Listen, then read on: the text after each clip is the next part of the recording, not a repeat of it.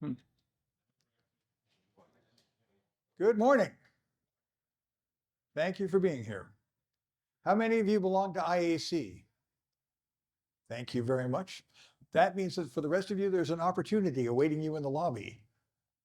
If you like what you see, help us out. IAC always needs support, even if you aren't interested in competing at this moment. You never know. There's a lot of different ways to participate. There's a lot of things known by IAC that are sort of not known to the rest of the public. Good thing to join. I'm a little soft. Yeah, I can do any of these things. How's that? Be better. All right. In the back? Perfect. When I was a very inexperienced flight instructor, which means that I felt that I was invulnerable, I made the mistake of flying an aircraft with which I was not very familiar and did a sloppy job of pre-flighting. And at about 400 feet AGL going out of an airport in the Virgin Islands with rising terrain in front of me, the engine stopped. And I did what any quick thinking person would do. I turned around. In fact, I turned around and I had so much time that I was able to troubleshoot and figure out what the heck I'd done wrong. And then I turned back and kept going.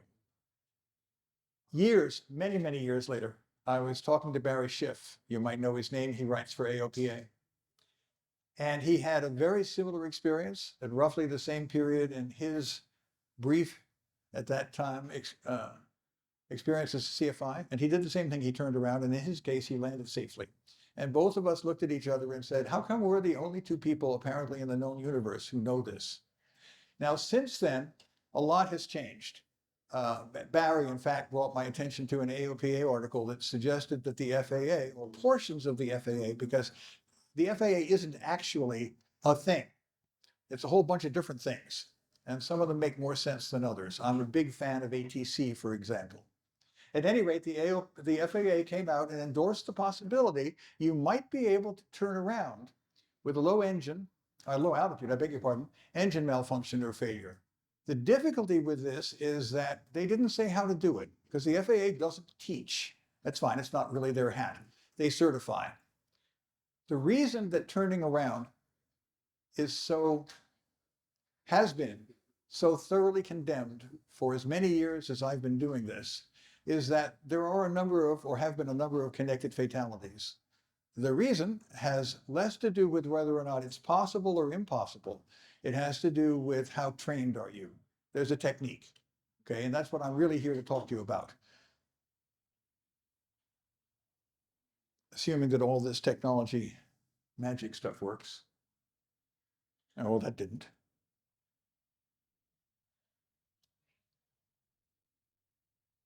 Interesting. This is classic opinion and the advice that you will receive on handling takeoff emergencies in single engine aircraft. There's a big distinction between singles and multis in this area. You'll recognize the music.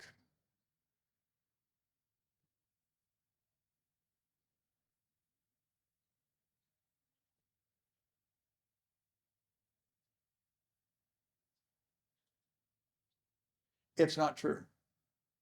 It simply isn't true. Okay. It assumes the very worst of your piloting skills.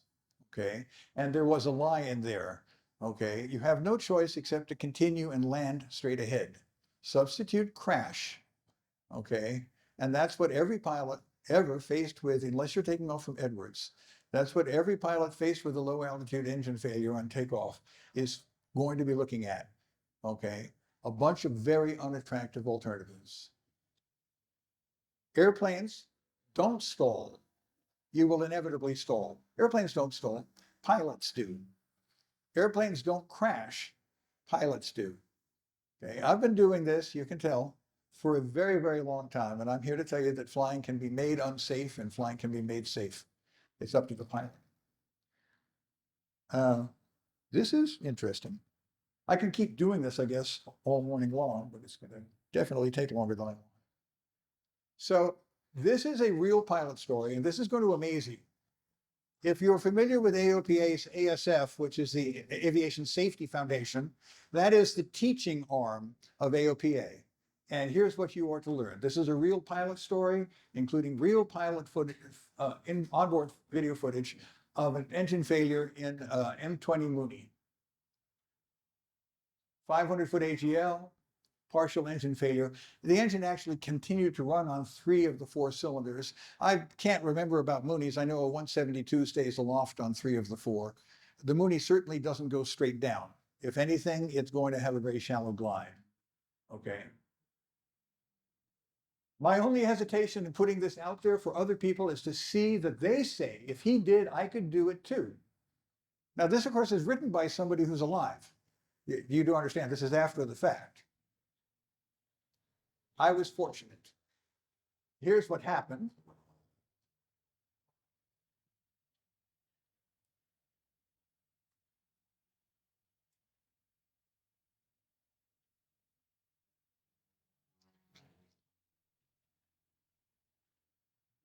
There we go.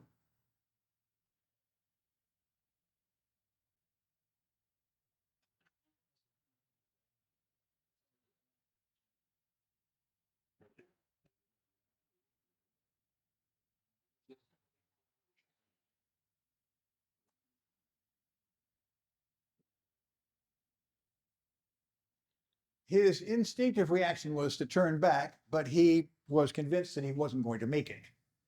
Regardless, traditional opinion holds this was the entirely wrong thing to do. Here's what actually happened.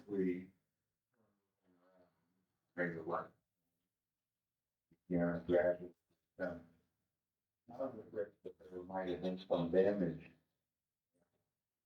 I was thinking so that it would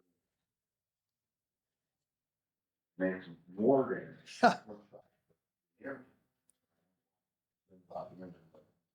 That my mind, well, putting it, the prop building stop. I realized that, yeah, I think the television controls stop.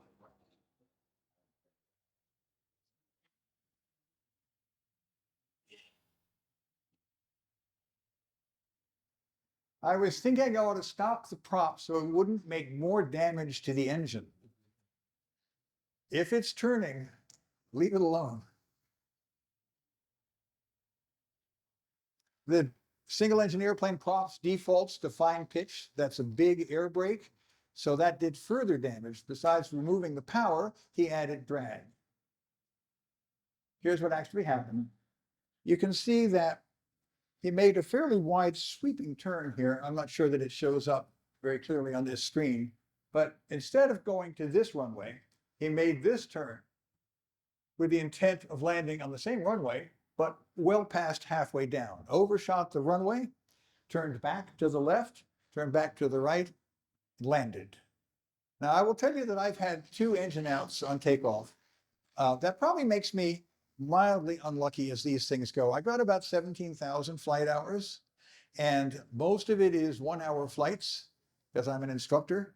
I don't go 5 hours at a time. If I have 17,000 flights, I've probably got double or maybe even triple that number of takeoffs, given what flight training is all about. So I'm slightly more exposed than others, okay? In both cases, I not only turned around, I was almost overrunning the far end of the runway. You're landing downwind, okay? Chances are you're carrying more airspeed than you need if you do all of this right. So rather than not making it back to the runway, I almost overshot. He had the exact same experience. Now, I'm delighted that he lived. I'm delighted that he was successful. It would be bad-tempered, perhaps even rude, to Monday morning quarterback what he did. Very few of us react, as Gordon just said in his last presentation, as well as we would like in emergencies, okay? He did enough right things, and he did several that were really wrong. The 30-degree bank that he used would not have gotten him back had he not had the engine running for portions, for the entirety of that turn before he finally made the decision to shut it down. Then he killed the engine. He didn't choose the shortest runway to the airport, but appeared to aim midway down it. He then overshot the runway and had to turn back. He did not add flaps, interestingly, which compounded his difficulties in getting it stopped at the very end of the episode. Okay, so here is how it all ended. That's the overshoot. Now he's gotten back to the runway. Almost overshoots again. That, of course, is the emergency stall horn.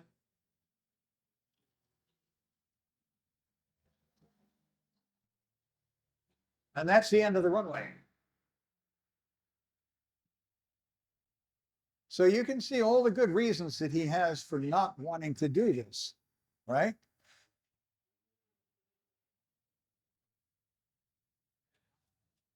It wasn't impossible. However, the reaction by the ASF, not ASI, sorry, is inexplicable. Instead of congratulating the pilot, we go on to this. It could be fatal. You're low, you're slow. You're attempting to make a 180-degree turn. As you increase the bank angle, the airspeed bleeds off as the angle of attack increases. It's a classic setup for an unrecoverable stall spin accident. Okay.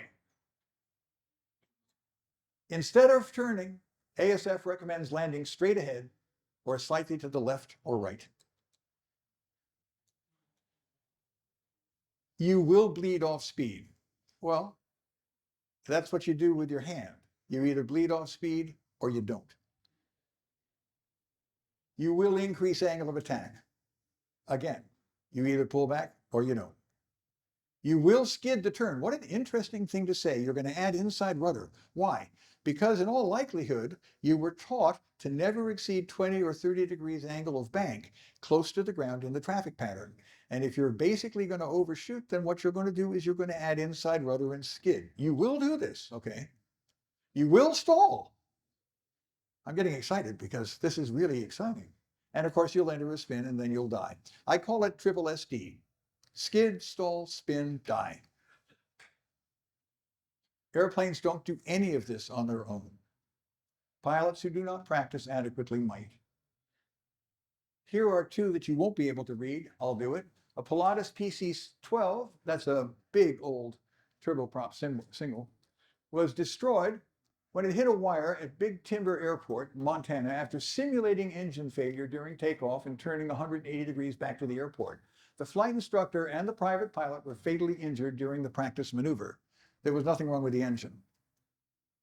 The flight instructor, I remember this one because it was close to my own airport. The flight instructor and private pilot sustained fatal injuries, and the Cirrus SR-20 was destroyed when it collided with terrain after turning back to the runway. The pilots had practiced a simulated engine failure during climb out at William J. Fox in Lancaster. Again, an operating engine. They had actually tried the first time, didn't make it, did a go around, asked the tower, it's a quiet airport, they wanted to do it again, and second time they proved that you can't do it. Okay? This apparently proves you should not practice. CFIs with working engines practicing emergency turnarounds killed themselves and their students. I don't know who would actually write this stuff. As arguments go, of course, it's absurd. If you don't practice, you will never discover anything for yourself. You are going to be forced to go on what other people have told you. So after my turnaround early in my career, I then proceeded for the next probably 1,000 hours to teach people, don't try to turn around, right? Don't try to turn around. I was preaching the gospel exactly as it had been taught to me. And it took a while before the reality began to sink in. I had done it. I had made an awful lot of turns without crashing. By that time, probably tens of thousands. This is all very peculiar stuff. Okay, where did these ideas come from? I took a chance back to our accident, and I was fortunate to make it. The pilot was fortunate that his engine made power. The pilot eventually pulled the mixture to save the engine, but fortunately was too late to hurt. The decision to kill the engine ensured that the prop would revert to low pitch, highest drag. Fortunately, that was also done too late to hurt. The pilot failed to extend flaps and fortunately did get stopped before the end of his runway. Where do you stand on this issue? These are all published materials. Okay, this is the gospel. Never turn back. NTF. Man. NTB. There you go. NTB. Never turn back. What we're dealing with is fixed opinions. You shouldn't practice this because you'll kill yourself and it can't be done. So why would you want to practice? This is sad. Now the materials in this project consist of a series of videos filmed during experimental turns and turnaround exercises. So eventually I became convinced this can be done. And there was some very intelligent stuff written by an Air Force officer debunking the idea that the turn is impossible. That was picked up almost immediately by AOPA, changed to, yes, this is impossible, as if that was the point of his article. So I thought, okay, I'm needing to do this stuff. And I've never read anywhere, seen any evidence anywhere of people actually trying this stuff out. So here we go. These are steady state turns in 4 different angles of bank made into 172. I did 360-degree turns until the turn was absolutely established. We started the film, and then we simply looked at the altitude loss in a 360. Of course, we're interested in 180s, but I wanted a long time to look at this to get a good database. So here's the 15-degree bank. Keep in mind, you're not supposed to bank steeply in the traffic pattern, so this might seem reasonable.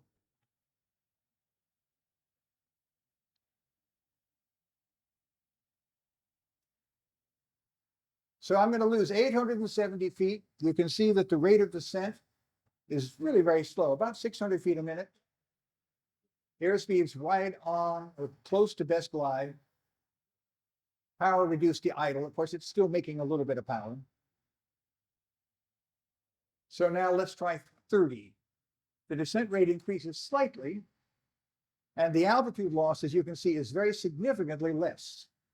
This is 30 degrees of bank. This is the bank angle I believe most pilots would choose in an emergency turnaround, on the theory that there is less altitude loss per minute. It's only 650 feet per minute. Okay, now, the FAA requires all private pilot applicants to do 45-degree bank turns during the check ride.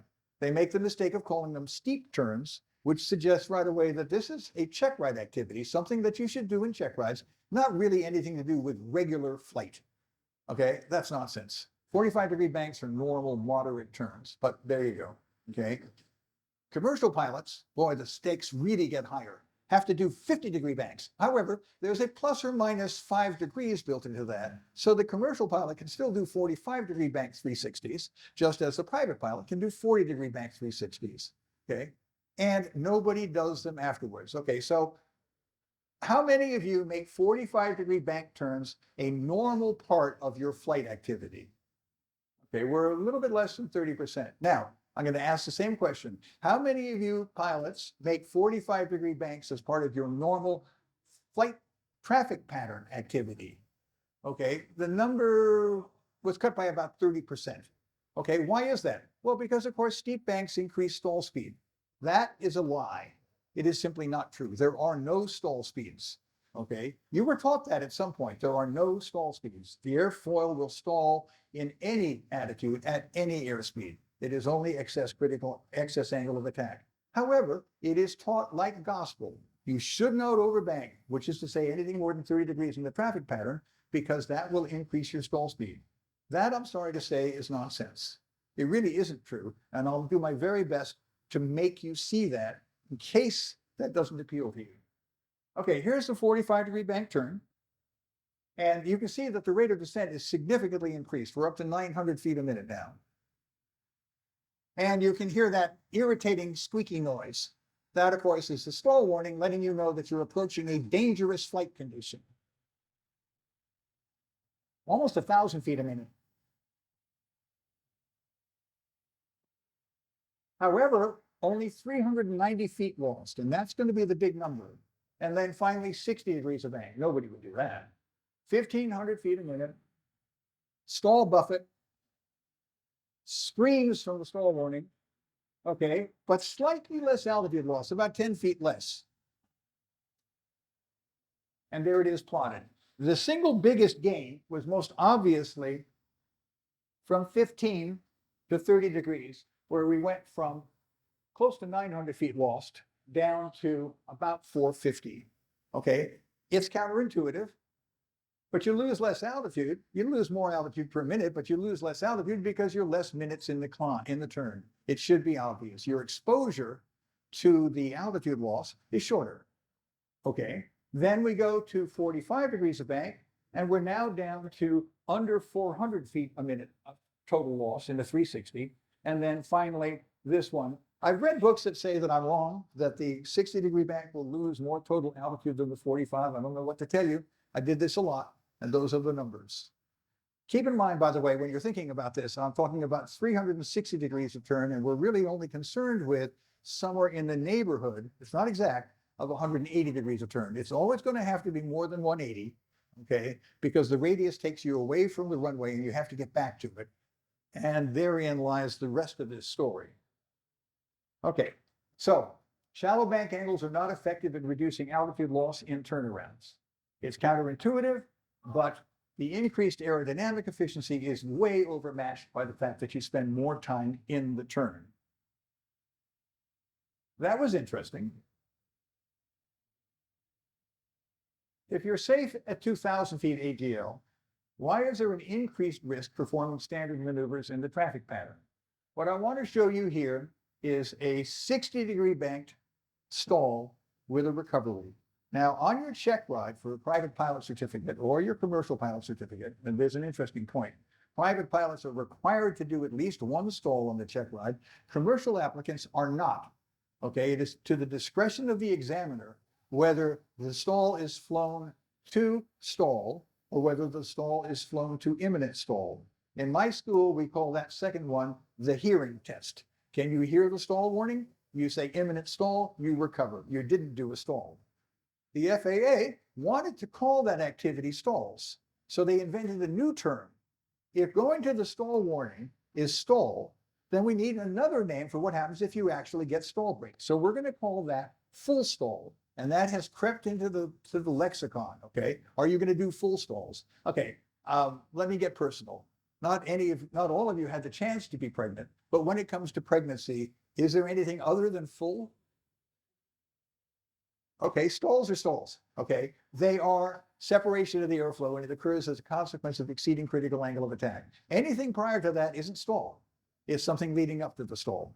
But as I say, the FAA wanted to be able to call imminent stall recognition and recovery stalls, and so they just made up full stall. And it's crept in. It's everywhere now in the teaching materials. Okay, here is, I call it in the voiceover 45 degrees bank, but it's closer to 60. I'm in a decathlon. I'm in the back running the camera, doing the flying and doing the talking. And so up front is my friend Adam, and he was my spin dummy that day, like the carpool dummy, because you have to have somebody in the front seat of the decathlon.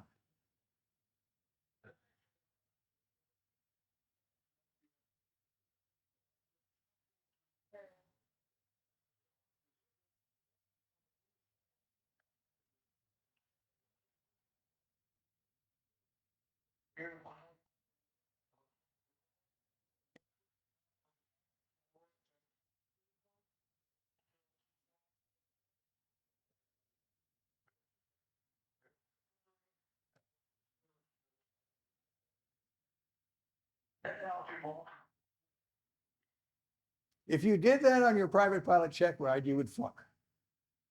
You would flunk for a variety of reasons. One, you can't exceed 20 degrees of bank in any demonstration stalls on the check ride. And two, okay, I didn't level the wings, add full power, okay, initiate a climb, and then clean it up. Those are 5 things that are required of every student pilot and commercial pilot doing stalls on the check ride. Lower the nose, level the wings, add full power while it's still pointing down, okay, initiate a climb attitude, and then clean it up if you got flaps or gear. 5 things. Okay, how many of those are stall recovery? Okay, lower the nose, level the wings, add power, pitch it up, and climb. Which one is stall recovery? Lower the nose. What are the rest of them? Because you flunk if you don't do them. They are escape. And they are escape because stalls are an emergency condition. That's an FAA webinar, an emergency condition from which you need to escape, like a dragon in a cave. Don't get close to the mouth. You know that most flight instructors today are uncomfortable doing stalls. And virtually all private pilot graduates get out of the program unable to answer this question positively. Do you enjoy doing stalls? Oh yeah, I can do them. So let me just try this quickly. How many of you enjoy doing stalls? Well, that's great. Wow. Okay, I'm preaching to the choir. You can all leave now. Oh no, I still have to teach you how to turn around. Okay, that's reassuring. Okay, but it also speaks to who comes to Oshkosh, who comes to webinars or speaks programs of this nature, right? I'm really preaching to a large degree to the choir. But if you know somebody who is uncomfortable in stalls, oh yeah, I can do them and so forth. Okay, there's a fix to that. They need to do more. It's not appropriate to have anything about your aircraft that of which you're scared. Okay, flying is primarily about challenge. It's also about the view. 2 points. It's about the view. It's about challenge. Okay, and stalls are just a challenge. Sir.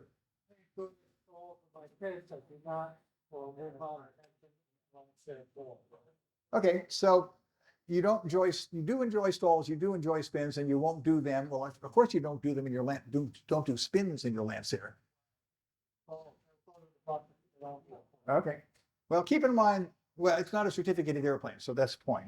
Okay. So every single engine airplane with a standard airworthiness certificate in the US did a 1-turn spin with recovery in less than another full turn for the FAA in order to gain the certificate of airworthiness. Every one of them. It doesn't mean those airplanes are safe to spin. It does mean that it's safe to go out and do slow flight, to do stalls, to get inadvertent wing drops. And unless you were just a dolt, okay, you could recover because the airplanes have demonstrated the ability to recover. The kicker is that it may not recover from a 2-turn spin. And most assuredly, 98% of the airplanes will not recover from a 3-turn spin. So you don't do spins unless you're flying an airplane that is designed for spins. But you can certainly do stalls and get wing drops without fear. The airplanes have all amply demonstrated that they are more than safe in that circumstance. And as I say, that was a 60-degree bank stall. I didn't level the wings. All I did was recover from the stall. You might have seen the turn rate stop for a second because I had to unload the wing to reattach the air, and then I just loaded it back up again and kept turning. Anybody who wanted to turn that much, okay, should not be taught that if a stall occurs, they have to level the wings. Okay, in turnarounds, I'm going to tell you that you need to turn around at buffet. And if you overdo it and you stall it, just recover by slightly reducing the angle of attack. Keep going, guys. Okay. If it freezes your heart, there's a problem. You just didn't do enough stalls. You didn't do enough turning stalls. You didn't practice enough. Okay, now these are turnarounds at a non-towered airport, and they closely simulate actual engine failures at 500 feet AGL. I used 30, 45, and 60 degrees of bang in these attempted turnarounds. I set the altimeter before takeoff to -100 so that I didn't get to ground level on the altimeter until I'd already climbed 100 feet. That meant I could take the turns all the way to the ultimate of 0, right? Simulating arrival at the surface without actually being close to the surface. That might be one of the mistakes that those pilots made while they were practicing. So in addition to the obvious benefits, I've already demonstrated that, I hope, that practice is better than theory.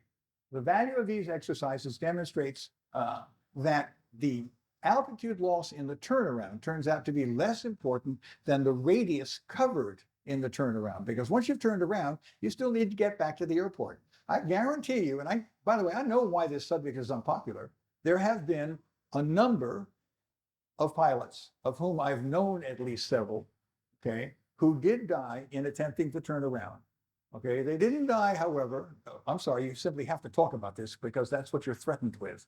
Okay, they didn't die in the turn, right? They're making 30-degree bank turns. They've made thousands of them, as have you, and somehow you didn't die.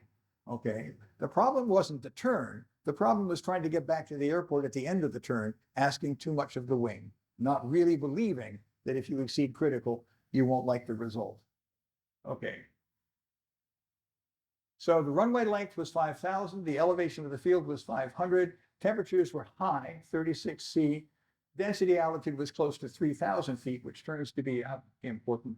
The winds were calm, and that also has importance, as you're going to see. And the density altitude reduced the climb rate by more than 200 feet per minute when compared to sea level performance. I fly out of the sea level airport. It's one of the reasons why I wanted to do this with higher DA so that I wouldn't be telling everybody a lie based upon a sea level airport. Not all of us are blessed like that. All of the climbs were made close to VX, And this is a very important point, and I'll make it more clear later on. But generally speaking, during the initial climb, you're more interested in remaining close to the airport than you are in the total altitude gain. It doesn't do you a whole lot of good that you're 50 feet higher because you climbed at VY if the flat climb took you further away from the place to which you're going to be attempting to return. Does that make sense? Angle is good. The altimeter is set to 100 as I've indicated, and so here we go. Planned bank angle 30 degrees. This is, by the way, Borrego Springs, where we, chapter 36 of IAC, have 2 annual aerobatic contests. Great airport.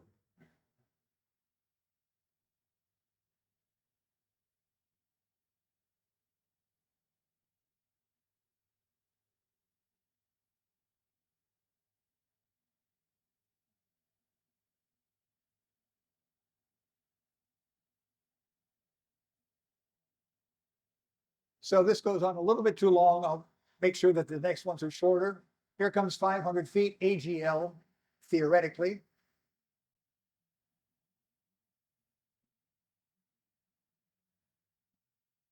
.30 degrees of bank, very moderate descent rate, but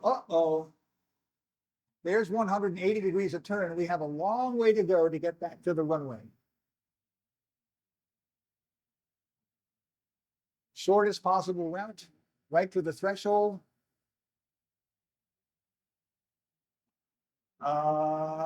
There's 0. We didn't make it. We were well short. Okay, well short. An attempt to stretch the distance beyond that point would be, in all cases, the most likely cause of tragic turnaround failures. It's not the turn, it's asking too much of the wing to get back. So let's try 45.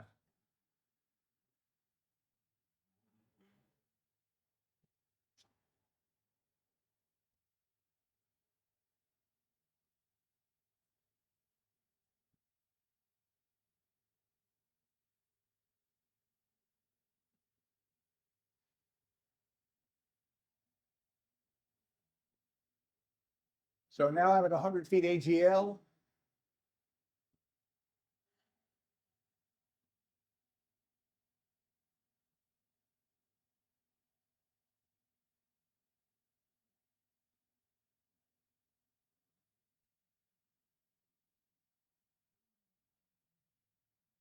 .45 degrees of bank. Higher at descent rate. However, I finished the 180 and I'm in better shape than I was before. I'm still 100 feet above the ground. Okay, I could land on the taxiway for sure. I might be able to stretch it to the runway. There's 0. So that one worked. It would have worked better had there been a headwind on takeoff because I would have gotten less distance away from the runway prior to the engine failure. That makes sense? Okay, and now we need to see whether or not another 15 degrees of bank would help. The crosswind would help.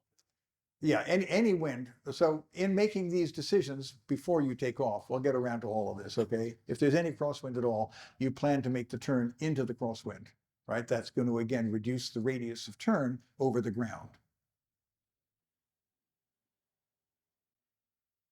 But I had no wind at all to help.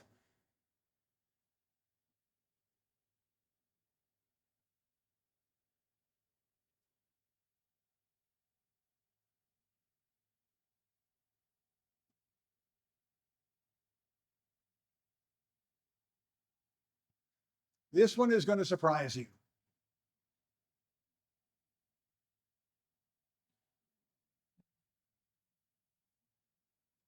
First, I got to get 60 degrees. Come on, 60. Almost there. Ignore that screaming noise. It's meaningless. Oh, look at this. It's a normal approach.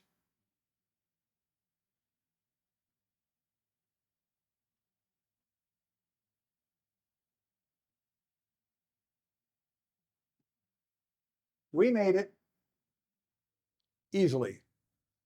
Okay, whether we lost more altitude in the turn than at 45 is for the scientists. Okay, the reduced radius of turn was everything. Now you'll notice in every one of these, I was very dutifully following the extended center line on my climb out. Okay, I would be better off angling away from the center line about 10 to 15 degrees, okay, on the downwind side, if there were any crosswind, so that when I started to turn, I'd have a better chance of being aligned with the runway in consequence of the offset on the upwind and in consequence of turning into the crosswind.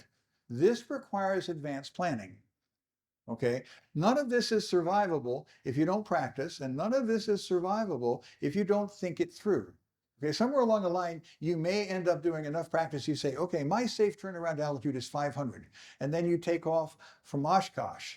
Okay, well, you're not exactly underground at 500 feet, but you're very close to it. You need to compute what's the airport elevation, then add your safe turnaround altitude. Does that follow?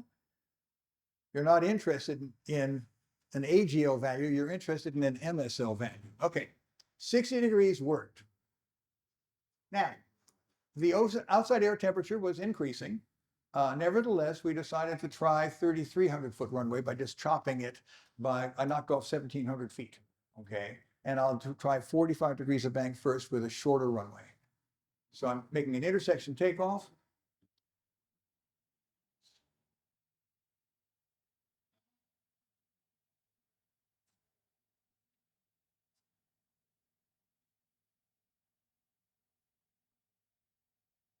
Engine failure.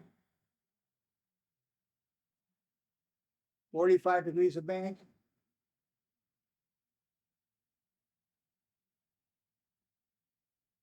Might be doable.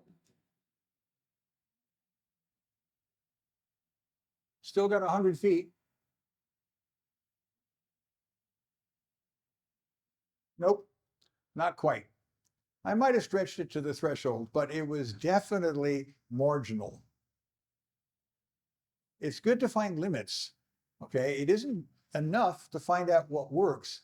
You need to find what doesn't work while you practice. However, I will tell you that at my sea level airport, okay, I can turn a 172 around in 400 feet, not 500. Okay, so the DA made a huge difference. Now we're up to about 3,400 foot density altitude. So for the 60-degree attempt, I've now decided I'm going to try a little offset on the upwind rather than just tracking the center line straight out the way you're supposed to. Okay, and lots of close attention to best angle of climb and best glide speed after the turn. So here we go.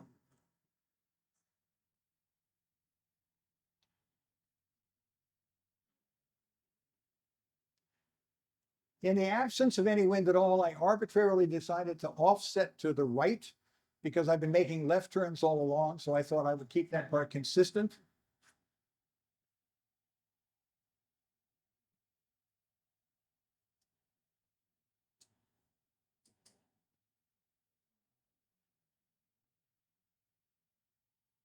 "60 degrees of bank, a little less. Come on. Oh, I'm finished with the turn. Oh, well, look at that. In fact, I offset too much. I'm having to make my way back to get online. 200 feet to go.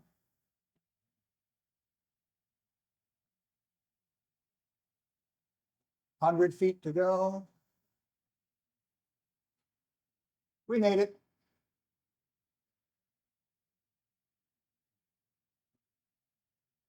3,300 foot long runway, 3,400 foot density altitude, 0 wind, 60 degrees of bank. Okay, this entire episode ate up probably 45 minutes of my life. Okay, that's as long as it took to find out, okay, what works, what doesn't work. How does DA affect it? How does the wind work? How does the wind affect it? None of these numbers are cast in stone for all of the rest of you. Okay, I make my living as an aerobatic instructor. Okay, I've never thought of flying an airplane bigger than a light twin. I like little airplanes and I like to maneuver. This is not everybody's cup of tea. However, If you fly a single engine airplane, you might as well deal with the reality. Every takeoff that you make is by far your greatest exposure to risk for the entirety of the flight, unless you decide to fly below the rim in the Grand Canyon. I did that once, by the way. Why anybody would think to do something of that nature? I kicked myself for the next half an hour. I'm just going, yes, yes. You had to do it. It was stupid. Okay, on the normal way of things, assuming that you aren't really lame, takeoff is a big deal. When you pull back on the stick, you enter a new world of risk. It's your job to recognize that you cannot eliminate risk, especially in a single engine airplane. You simply can't, okay? That will keep you on the ground, that goal. I don't want any risk at all. I'm sorry, you can't take off, okay? Your job is to minimize risk. And although that's advice that you will be given a great deal, very often there's no information accompanying it. How do you minimize risk? Well, don't fly from California to Catalina at 3,000 feet, okay? That's stupid, all right? There are a lot of risks that are so obvious that you simply don't consider them. Don't take off with less than full tanks unless you absolutely have to. Okay. In a single engine airplane, get altitude as soon as you possibly can. It's your only friend. You don't have any other friends. And then surrender it as late as possible. If ATC suggests that you can descend, tell them I don't need to if you're VFR. Recognize that instrument flight in a single engine airplane violates most of the minimized risk rules. Nobody glides home on a 3-degree glide slope. Nobody does, okay? So you have a real hard time finding an airport at which to make an emergency arrival in IMC. Consider risk, okay? Don't just decide that because it can be done, it should be done. That is the invulnerability thing, and I suffered from it, as I've already explained, as an early going pilot. All right, what have I got? I would personally abandon 500 feet as a target for turning around in this airplane under similar conditions with a 3,000-foot runway. There was very little margin for error, okay? Now, what's the first thing you notice? The minute I got to 500 feet, bam, I killed the engine. 2, you all know that the engine continued to run at idle speed, right? Which meant that it was helping. Okay, so there is some degree of unreality attached to this. It's going to require some experimentation on your part. Very few people, however, are willing or should be willing to pull the mixture. Okay, but the most important recognition here is how quickly I pulled the throttle. Okay, that was the purpose of the demonstration. If you haven't practiced this, you're not going to do that. You're going to sit there and dither for a while. And I'm not talking just about engine failure. I'm talking about engine malfunction. Okay, if it's not running well, why wouldn't you turn around? Do you follow? Okay. Did you look at the traffic, however, before you left? Is it going to be possible to turn around? Okay. What are the conditions? Right? What's everybody else doing? You're not going to react immediately, as these demonstrated, if you aren't committed to the idea this can be made to work. Does that make sense? Okay. And a couple of seconds spent dithering might make the difference. They're definitely possible. Okay, but we're going to have to consider the climb and glide performance of your airplane, the runway length, the density altitude, the headwind crosswind value, and then most importantly, the pilot skill. You really are the single biggest variable in all of this information.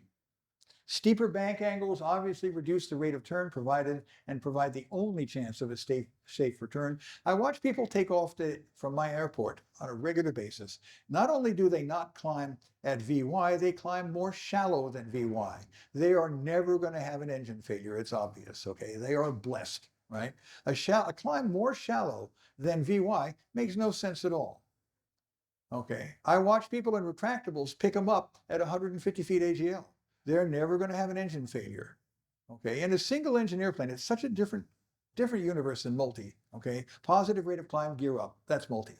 Okay, as long as you got blue line. Single engine, okay, leave them down, because if it quits too low for you to turn around, you do have to go straight ahead. And what you want is enough drag to ideally not overshoot your airport. Okay, single engine failure at 200 feet AGL is full flaps, gear down, full slip, because otherwise you're going to run off the end of the runway or off the end of the airport. Do you follow? You don't leave the gear down because you want to be able to land on the wheels. Nobody cares what you land on in an emergency. What you care about is, are you going too fast on arrival? Does this make sense? I doubt if it's ever been taught to you.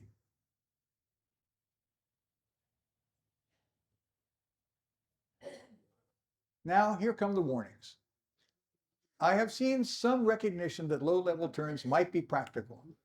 I caution against teaching or attempting this maneuver without specific understanding of the techniques required. Instructors shouldn't teach this until they know that they can do it, okay? And pilots shouldn't attempt this until they have proven to themselves that they can do it.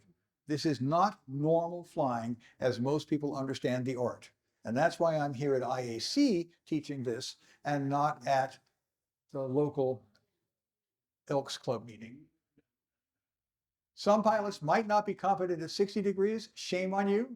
All should strive for competence at 45 degrees. It's a flight test maneuver. If it's a flight test maneuver, it should be something you're comfortable and competent doing, not something that you geared yourself up for, right? For that one time, okay? Guy came to me for some stall refresher, and basically his experience with stalls was that he had done one or two on a check ride, one. And then every 2 years, right? Sometimes he would find an instructor who wanted him to do a stall on the flight review, right? That was it. He hated the damn things, right? He really hated them. It doesn't take long to turn that around. And that's my bitch with the FAA. This can be fixed. You need to find an instructor who's comfortable and happy doing stalls and who is willing to introduce you to them on a gradient. This presentation is about turnarounds, but let's face it, the danger inherent in all attempts to turn around that didn't work was stall, okay? And that's because, look out guys, because there are some flight instructors out there. Flight instructors do not teach stalls. They don't. They teach stall recoveries. You raise the nose 20 degrees, you maintain that pitch attitude, and somewhere along the line it stalls. Well, obviously the angle of attack exceeded critical. How did that happen? Well, I'd love to show you, but I don't know that I have time today. But think about this for a second. You sit there waiting, and it stalls. Well, you weren't continuing to pitch up. All you were doing was efforting to hold the nose in that same attitude. How did the angle of attack come to increase? I'll do it really, really quickly. When you raise the nose, power off, three things happen simultaneously. One, you're going to gain a little bit of altitude. That's momentum. Two, instantaneously, you're going to lose speed. Doesn't matter whether you're in a car or an airplane. Good? And then here's something that doesn't happen in cars. When you lose speed, you lose lift instantly. When you lose lift, you don't get to keep going up that hill that was in front of you when you first raised the nose 20 degrees. The flight path begins to degrade and settle. Do you see that? You're not holding the nose any higher, but you are suddenly having to work harder and harder to hold it up, right? And the flight path is degrading. And as the flight path degrades, the angle of attack increases. Do you see it? But you can't see anything outside the airplane that shows you that that's happening. The horizon doesn't show you. You're too high, okay? The instruments don't show you because it's very, very subtle. I mean, it stalls 17 degrees in virtually every airplane out there, and we fly around with 4 or 5. So you're only talking about a 12-degree increase in angle of attack. It looks like this. So you can't see it happening. But the flight path is degrading, and here comes stall. Is there any way you could know? Well, the stall warning. It goes off much too early. It's built to scare you, okay? How could you know? Think back. When you're doing that exercise and you're having to add more and more elevator just to maintain pitch, is it getting harder and harder to pull the stick back?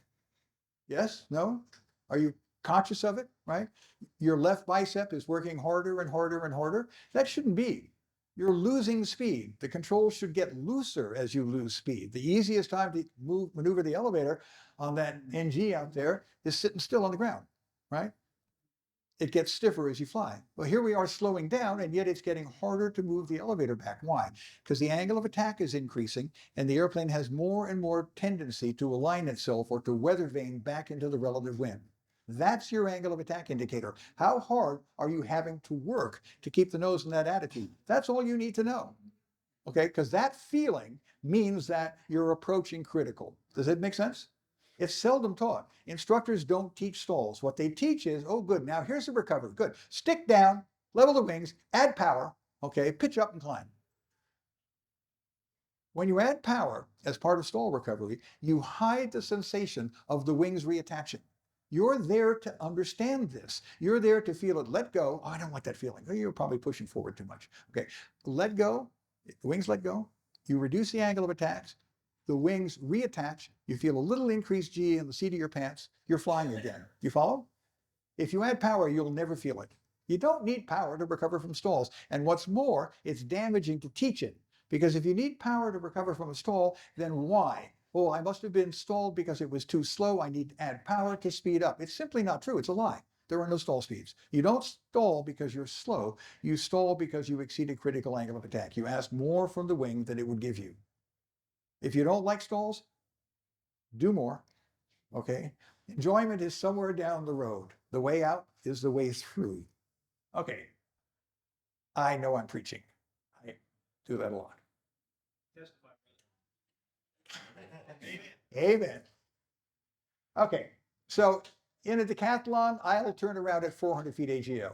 In the vector sports car, a little light sport that we use a lot, I'll turn around at 300 feet AGL. And here's a shocker. In an S2B pits, full engine failure, I'll turn around at 700 feet AGL. And those things glide like bricks. But they turn like birds, right? You could just go bam, and there it is in front of you. I almost went off the end of the runway. Concerns about stalls. There's an awful lot of misinformation having to do with stalls, coordination, spins. There's a growing contingent in the FAA intent to classify stalls as emergencies. Would any of you agree with that? That stall in a single engine, normal plan form aircraft is an emergency? It's not, it's a flight maneuver. And what's more, it's kind of fun. It's misguided. Stalls are just another maneuver, something to be learned and not avoided. Okay, so this is that 60-degree bank turn again. Now, watch the rate of turn, okay, as I continue to increase angle of attack going around the circle, and notice that the nose is never above the horizon. One of the problems done with teaching stalls is that we always teach them with the nose up here. Well, that's how they happen. Well, that's not necessarily true. You're going to see that the stall occurs with a level pitch attitude. How do you know it stalls? Because when it stalls, it loses lift. Airplanes turn because they make lift. When they stall, they lose a sizable portion, not all, by the way, of their lift. And you'll see the turn rate slows down at the moment of stall. Then to recover from the stall, I have to dump a little bit more lift to reattach the wing. And the turn stops momentarily, and then I come back on the elevator again and start turning. So watch the rate of turn.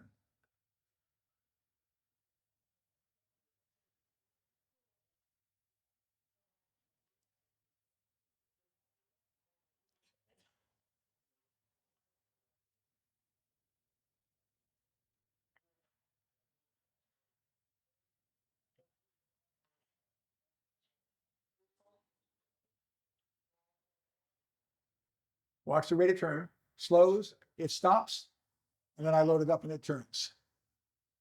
No altitude loss. All right.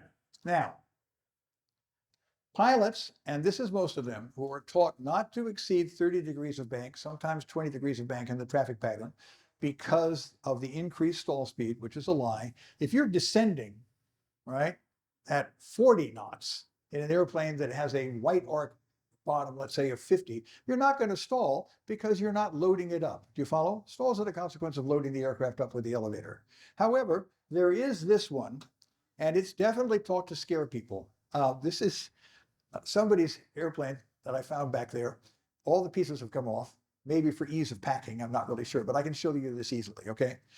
Skids, by the way, that was, of course, a stall that occurred with the same airflow on both wings. You tend to call that coordinated flight. I call it balanced flight. It just means that I was turning so as to keep the aircraft facing into its relative wind. The relative wind wasn't crossing the nose at an angle, right? When that happens, one wing stalls first. That's called wing drop. It's still not a big deal, okay? Now, let's look at skids. If you were to go all the way from here to Milwaukee or Fond du Lac even, right, with the rudder going like this, nothing bad would happen. You're skidding the airplane back and forth and everybody gets sick, but that's the end of it, right? Good. Watch what happens, however, the moment I'm banked. And now, so I'm, in this case, I'm banked. You can see it to the left, right? I'm banked and I add inside rudder, right? So instead of just moving the nose sideways, watch where the yaw takes the nose. See where it's going? It's going down. Do you follow? That doesn't happen when the wings are level, but the moment you're banked and you skid, the nose increases the rate of turn, but it also drops. Do you see it? Now, if you're at 400 feet AGL and you're committed to skidding, you don't like the fact that the nose is going down. So there is a tendency to put in opposite rudder, right? To try and hold the nose up. Does that make sense? So if you see me skid in this next video, if you see the nose go faster, but you don't see the nose go down, I must be adding, you can't see it unfortunately, back elevator. And I'm doing it because I'm not afraid of stall because the nose isn't above the horizon. Good so far? Because every stall you've ever done, with very few exceptions, and that's the aerobatic pilots, has been with the nose above the horizon. Okay, I guarantee you aerobatic pilots know that you can stall the airplane in every possible pitch attitude. Okay. However, in normal flight, stalls are done like this. So watch this one. I'm going to skid the turn.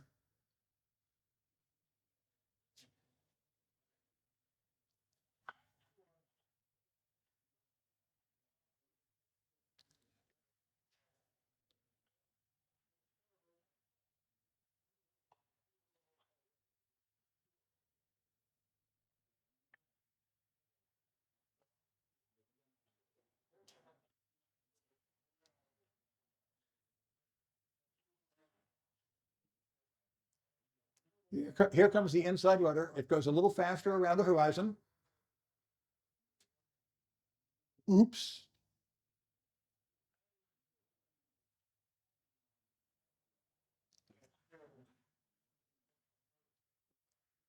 Okay, so that is triple SD. Skid, stall, spin, die. Okay.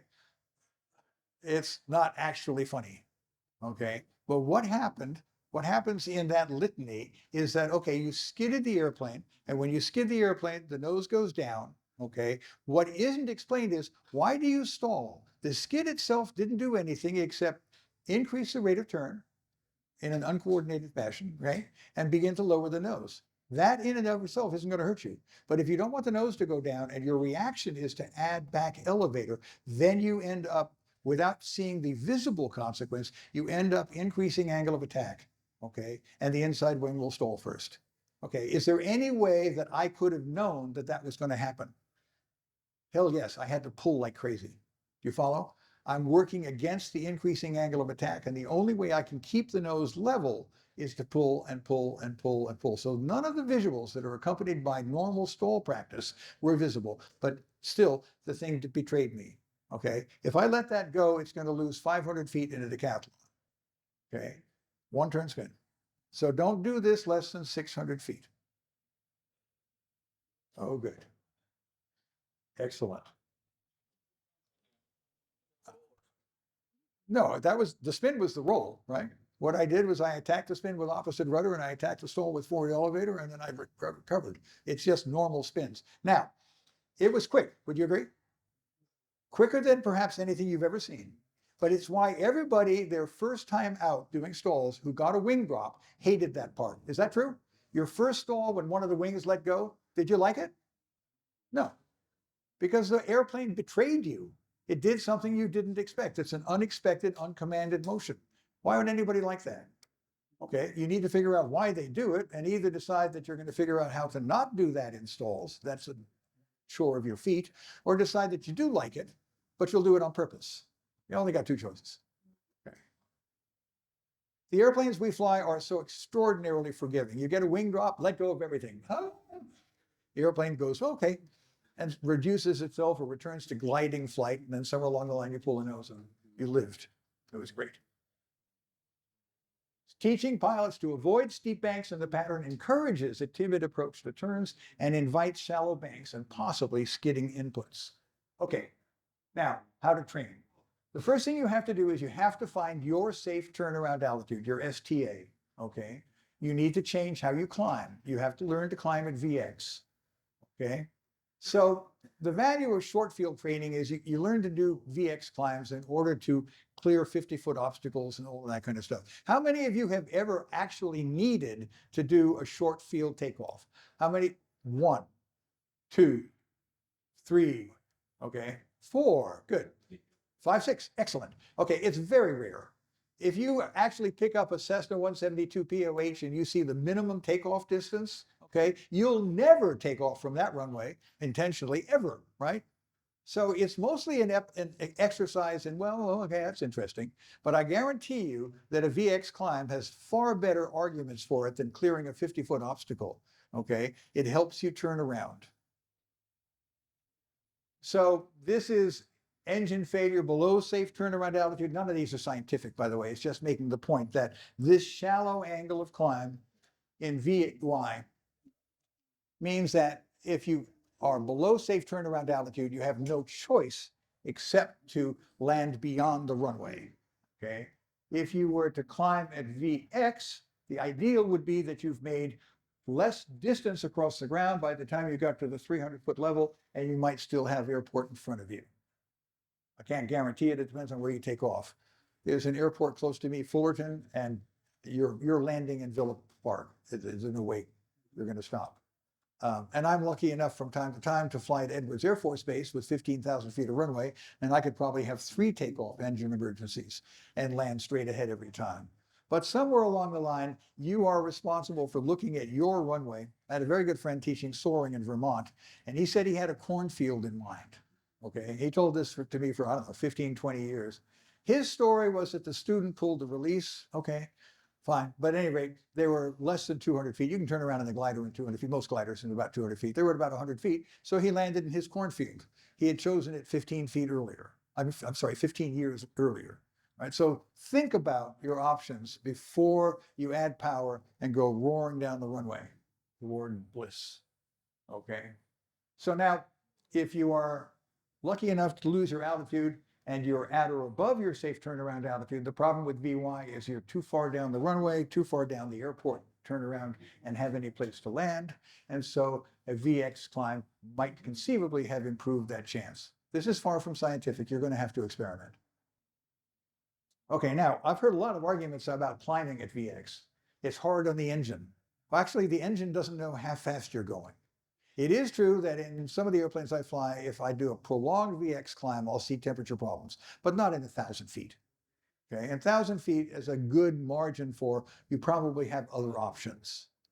Climb at VX to 1,000. It's not hard on the engine. It's too steep for safety. I've heard that. Well, the nose is all the way up there, and then there's a problem with the engine, and they can't get, what, you can't push forward? It's silly to make up arguments if you haven't actually practiced. Okay, it's not too steep. So practice steep straight ahead descents with maximum drag for below STA. Practice steep descending turns for turns above STA. Practice turning stalls. Many pilots have never done a stall in turns. Commercial pilots are required to do accelerated stalls, which means a banked stall, but they're not allowed to stall. They have to announce imminent stall and then recover. Okay, they're not actually allowed to stall, and if the pilot commercial applicant does stall during the accelerated stall demo, they flunk because they didn't have the judgment, you see, to recognize the warning signs of this oncoming emergency condition and recover prior to its arrival. This is today's FAA, guys.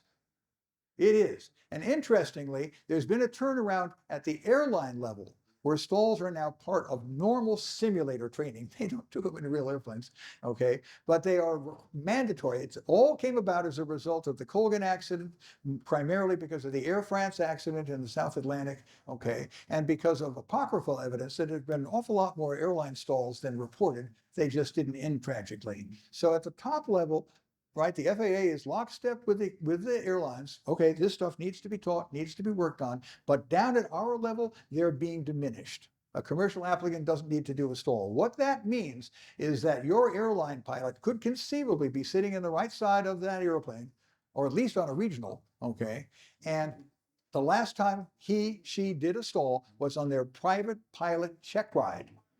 You're never going to learn to turn around if that's your attitude towards stalls, because you have to be willing to turn and pull and fly and turn at high angles of attack. And then you have to determine your safe turnabout altitude. It's a value that's dependent upon your airplane, the conditions, and your skill level. Always compute the MS value of your STA before you take off. Know the other aircraft, your runway, parallel runway, okay? All of these things. And then, practice. If you have an engine failure below STA, rapid reaction. Any malfunction requires commitment. Know the airport, add drag, flaps, gear, slip, practice. Engine failure at and after safe turnaround altitude, rapid reaction. Know the airport, know the crosswind, lower the nose and bank steeply 45 to 60 degrees into the wind. Be prepared to add drag to avoid running off the end of the runway. Add flaps, add gear, add slip.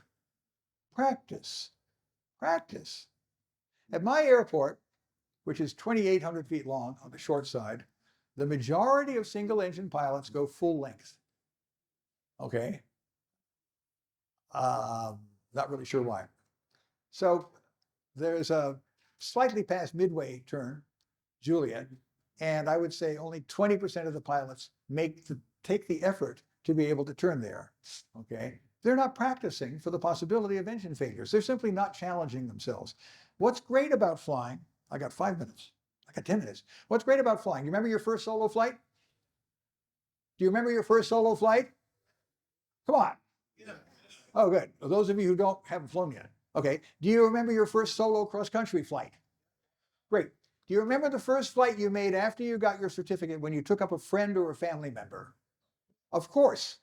What made all three of those things really special was the absence of a flight instructor in this seat, right? Your job is to get rid of the flight instructor, and the flight instructor's job is to make you independent of her or him. You follow, right? After that, the challenges aren't manufactured. If you don't decide to get an instrument rating, you're pretty well done with the formal challenges. Flight reviews are not a challenge. They don't do anything, okay? You're responsible for creating the challenges. Come up with things that you haven't done before. Figure out how to do them, or figure out who could teach you how to do them. Make every flight review a learning experience rather than a check mark in the right box. Okay, I'm lecturing you like crazy.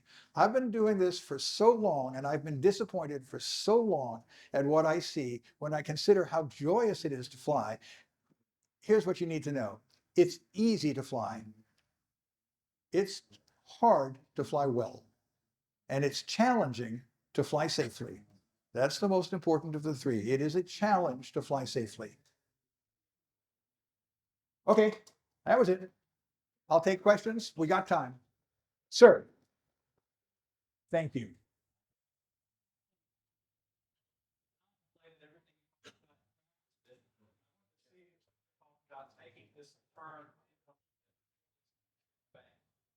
Further than 60? No, you don't have that energy. Okay, you don't have that energy from the climb. You can't do a hammer. Not a hammer, but somewhere between 60. You can't even do a wing over. And anyway, that's asking far more of the pilot than I'm prepared to at this point. Okay, I want to take what I would consider to be normal inputs, normal operating procedures, okay, and turn them into a safe thing. If you want to teach wingovers, or if you want to do wingovers, you can get the airplane down to 20 knots easy in a wingover, and you don't make any radius at all. But that's an extreme maneuver, right? And lots of airplanes will cut out if they had any engine power at all if you wing over, right? So this is very advanced in my opinion. What I'm trying to teach you and tell you about is not what I would consider to be advanced flying at all. I appreciate the question. There are better ways to do it. This is more in line with my expectation of my students, okay, in my airplanes. Yeah. Two questions. I have attempted this maneuver at my own airport, and What's your airplane? Oh, okay. That's a nice airplane. Very good glide.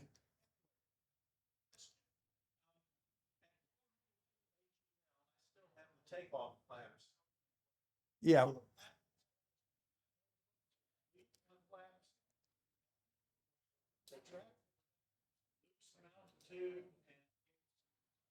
Okay, so I have never understood Diamond's recommendation of takeoff flaps.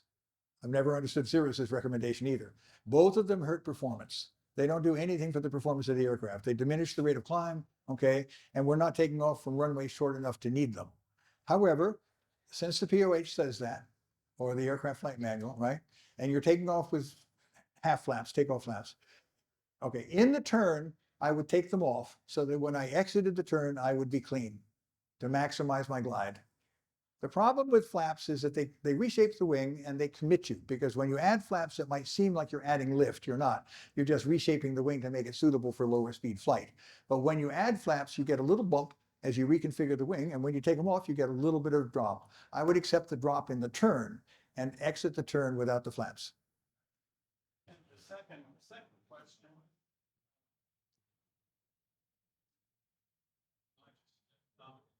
Take your time. Bank. Yes. Fighting to stick with both hands. And that's from overbank. That's fine. So do that.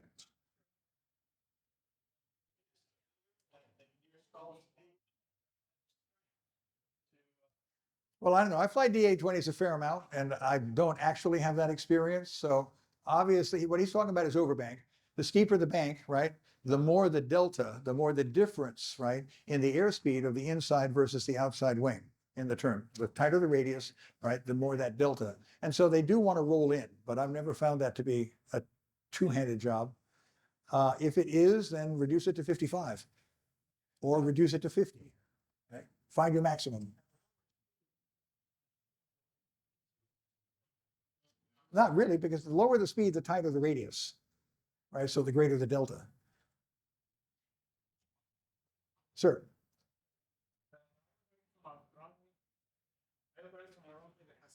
On one side and house from one side and a big taxiway on the other side.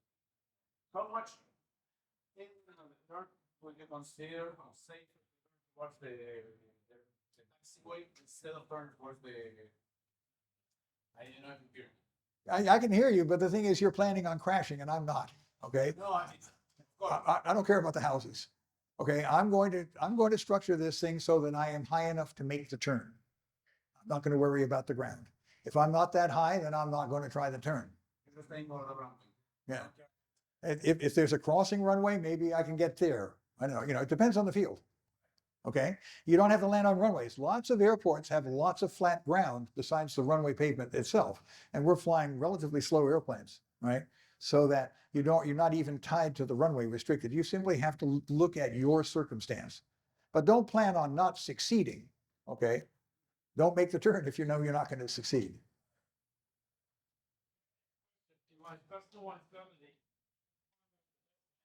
Uh-huh. Why? Why?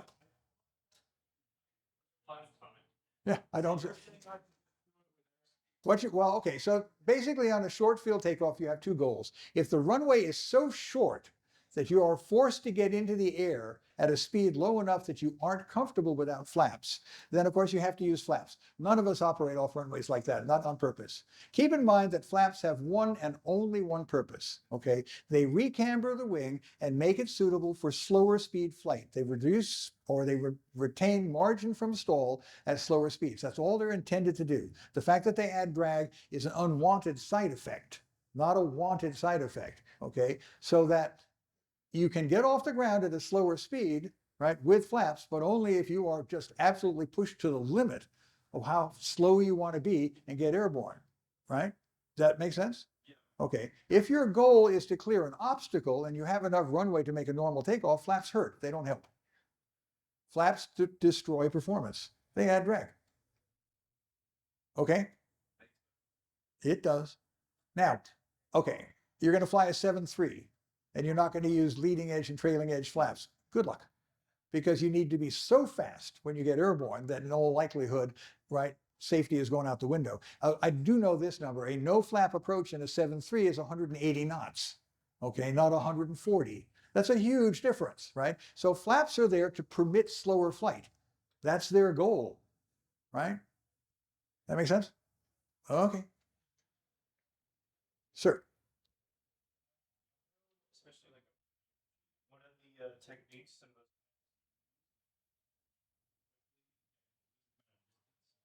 is to flaps in the turn. Yeah, okay, it just destroys performance. I don't need drag. If I want to have a tighter turn, I'll bank more. Okay? I mean, 60 or 65 degrees of bank is a very tight turn in everything we fly. Now, Who here flies a Cirrus? Ah, interesting.